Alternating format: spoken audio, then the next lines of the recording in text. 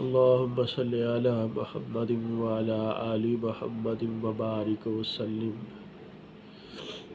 أعوذ بالله من الشيطان الرجيم.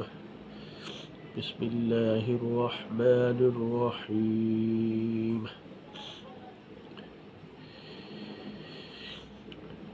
میرے بھائیوں، دوستوں، بزرگوں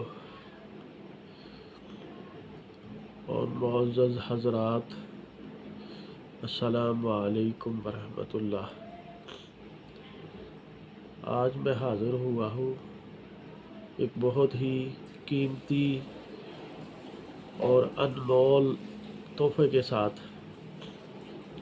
وہ قیمتی چیز کیا ہے اور انمول تحفہ کیا ہے، وہ میں آپ کو پوری تفصیل کے ساتھ دے دیتا ہوں، بتا دیتا ہوں.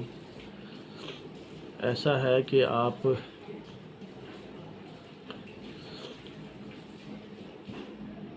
بیماری ہے پاگل پن کی، جس کو ابھی سٹارٹ ہے،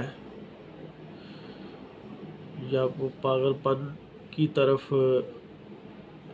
ان کا جھکاؤ ہے، یعنی کہ بیماری یہ لاحق ہو چکی ہے، تو وہ پریشان نہ ہو.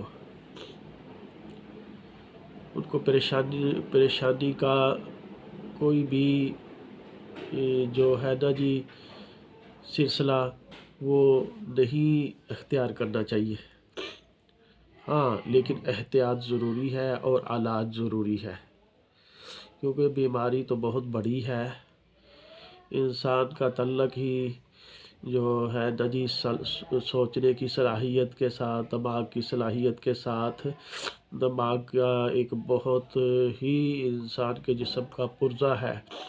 اگر وہ ٹھیک ہے تو انسان جو ہے وہ بڑی بڑی کامیابیاں حاصل کر لیتا ہے، بڑی بلندیاں حاصل کر لیتا ہے.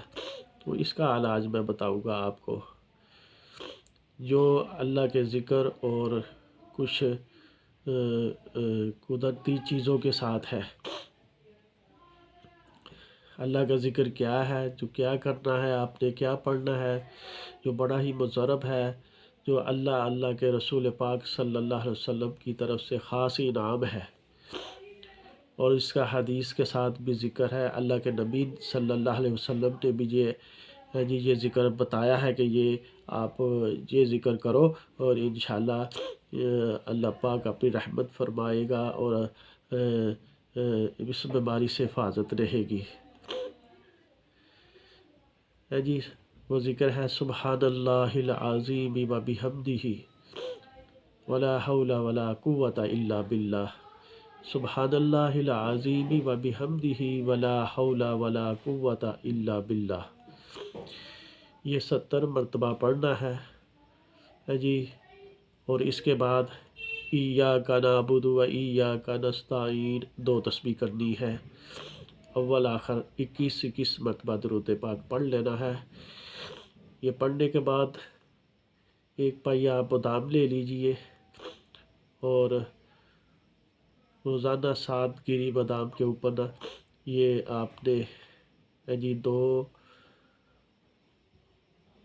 3 4 5 پھوکے مارنی ہے آپ نے بادام کے اوپر، اور اس کو کھا لینا ہے. روزانہ